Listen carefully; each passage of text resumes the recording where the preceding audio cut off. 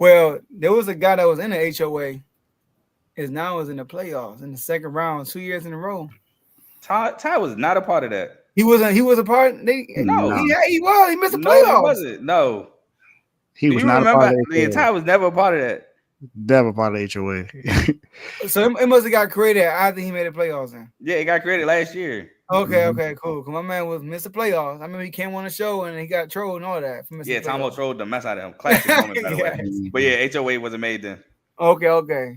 So Ty was once out the playoffs, got in the playoffs, made it to Eastern Conference Finals, and now is up 1-0 on the Cavaliers, who are playing right now. And I heard the Cavs are up right now. 13. Yeah, up 13. Darius Garland is still hurt, so he's not playing tonight. So Evan Mobley is also out. And DeAndre Hunter. He out tonight. Mm-hmm. Ain't he about 13 still? Oh, snap. Mm-hmm. All right, so Carl, I'm gonna kick this all to you. Who you got winning the series, the Pacers or the Cavaliers? So I'm not going to retract what I said before game one because that would be scary.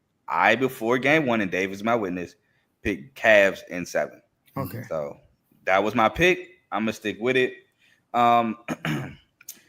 It was tough. I was talking to Jamo that morning before the game, and I was still undecided when we was talking about the series. I literally at the last second just said Cavs in 7. I knew whoever I was going to pick was going in 7, and I just kept flip-flopping. Like, the Cavs really good defensively, but the Pacers offensively is really good. Donovan Mitchell, to me, is the best player in the series, but Tyrese Halliburton is nothing to, bat an eye at. I don't think he's overrated. I think Halliburton is really good. Yeah, Ty, I know I troll you in the chat talking about fake superstar and all that. I can't troll you on the show. But anyway, I think Tyrese Halliburton is really good. One of the best point guards in the league, and he's very efficient. He doesn't turn the ball over. He makes the right plays, and he's clutch. So it was very tough for me to pick this series. So I'm not going to have no super rhyme or reason why I have the Cavs in 7 because of the back and forth I had picking this matchup. But I ultimately leaned on the Twin Towers of the Cavs and Donovan Mitchell's playoff ability, which is why I picked the Cavs in 7. Dave? Yeah, I took the Pacers. I think the Pacers win this in 6. 6 or 7. I can't remember which one. You said 6. 6. So I got the Pacers in 6. To me, I just feel like I don't know. I don't necessarily have any basketball reasons to pick the Pacers, honestly, that I thought about. But I like how I just like Tyrese Burton's attitude when it comes to him playing certain players or at certain moments. Because when you look at that series against the Bucks, I mean, Giannis has won. He's won Defensive Player of the Year before, hasn't he? And yeah, he's known as a defender. And Tyrese Halliburton called the pick to put Giannis on him so he can score the game-winning bucket. And then I look at game 1. He went at Jared Allen. We know Jared Allen is a really good defender. He's been known as a good defender his entire career. And he went at Jared Allen and had a nice, like a pump fake layup right on him. So I'm like, okay, it doesn't matter who you put on him. I feel like Tyrese Halliburton is going to be able to do whatever he wants.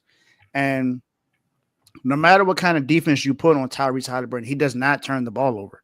That's one thing I can say about him. He takes really good care of the basketball, and he gets his guys involved.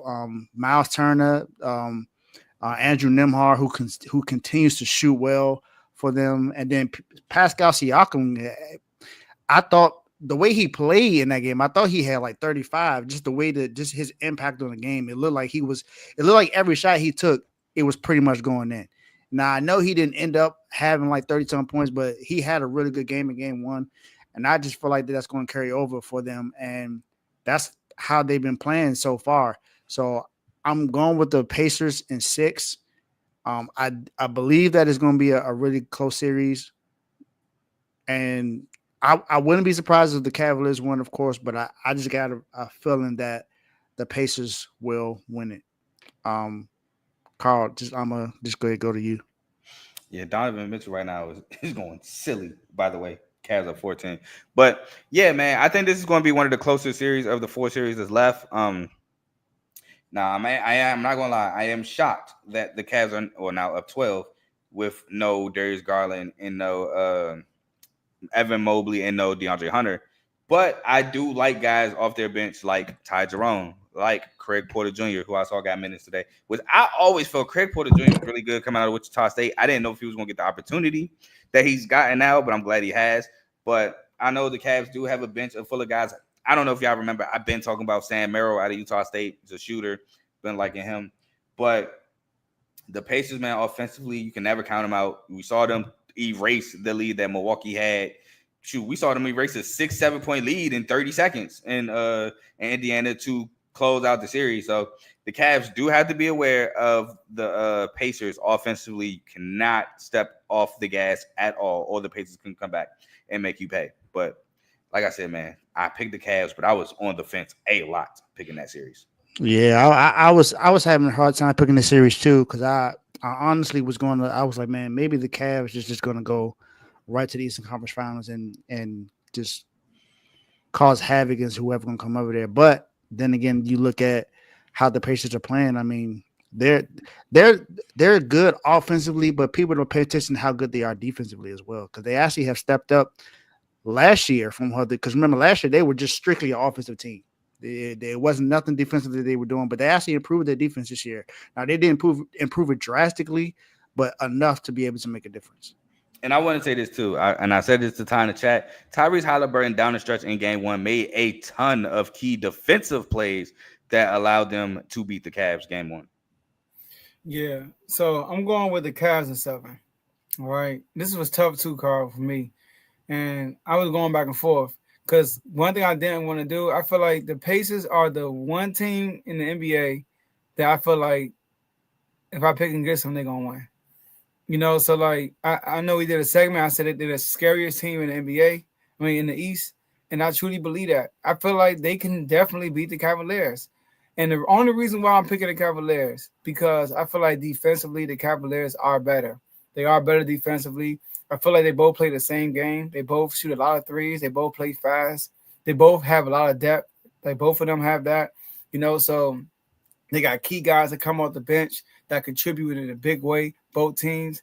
Both of them have one lone kind of a superstar for real. Like Tyrese Halliburton is you kind of got to give respect, man. He having playoff success.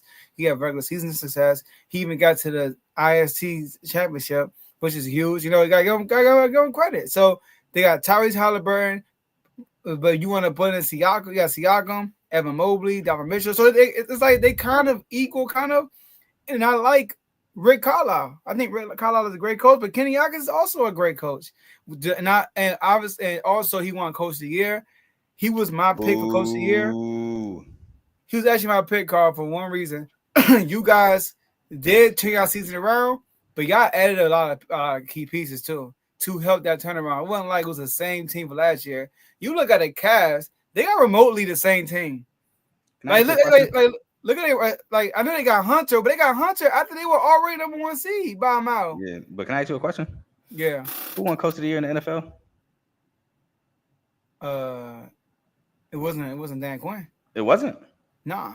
Dang, my argument is cooked. Yeah, you don't Dan Quinn. Nah, I thought it was gonna be Dan. I was about to use the Dan Campbell thing, but dang, no, it was Dan Campbell.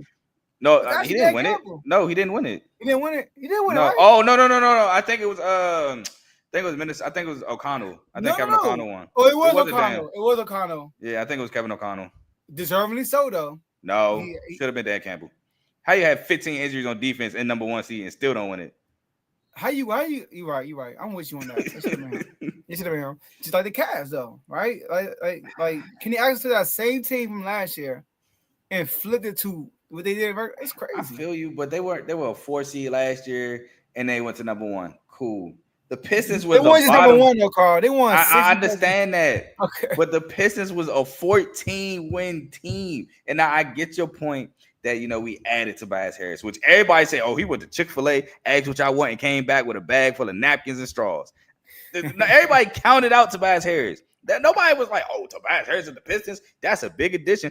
Even me for 30 seconds was like, I didn't like it, but then I was like, you know what? I actually like the Tobias Harris move. But a lot of people didn't like that move. Tim Hardaway, that's not a needle mover. And I don't even think people like the Malik Beasley move like it was. So, I like both of those. I wasn't a big fan of Tobias Harris move. It was like, all right. It was like all right. I wasn't gonna kill it, but I thought the Tim Hardaway and Malik Beasley was a big move because they all shooters around Cade. Yeah, I love the Malik Beasley move. Tim Hardaway, Oh, I me was day. cool with. I was cool with Dave. You muted by the way, but I was cool with that. But we went from 14 to 44 games to the playoffs. We didn't go play in playoffs. We went strictly playoffs. Tripled our win total of last season, which I think they said was like the first time ever, I get that to something you. like that. I got to because Mike Brown did win the coach of the year for doing like kind of the same thing. Yeah, the same thing. In Yeah. Sacramento, did the same exact thing and got coach of the year. We didn't get coach of the year. We didn't get executive of the year. We got nada. All right, you want to say that? All right, cool. He ain't get coach of the year because y'all made the moves. Then what about executive of the year? Because you say because of Yeah. those moves we tripled our wins. So give us executive of the year. We No, didn't he get either not, one. and part of the coach of the year, he changed the environment in Detroit. You know, he did because Mike Brown changed the environment in Sacramento. Like, he definitely changed it. I miss him. But I was more of a fan of the Malik Beasley move than the other two moves. I didn't really like the Tobias Harris move or the Tim Hardaway move. Yeah, I like the Tobias move. Honestly, because of what Tim Hardaway does in the playoffs. Like, I mean, he done with missing before, so that's what I kind of saw that coming this season. If the when I figured out that the Pistons was getting to the playoffs, I was like, well, I don't see Tim Hardaway making a difference.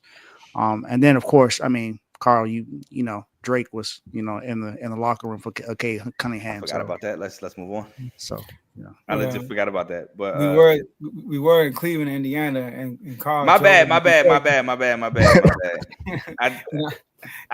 bro. I'm sorry, bro. I'm sorry. I had to because we had four awards and got none. Y'all deserve something. I'm sorry. All right, but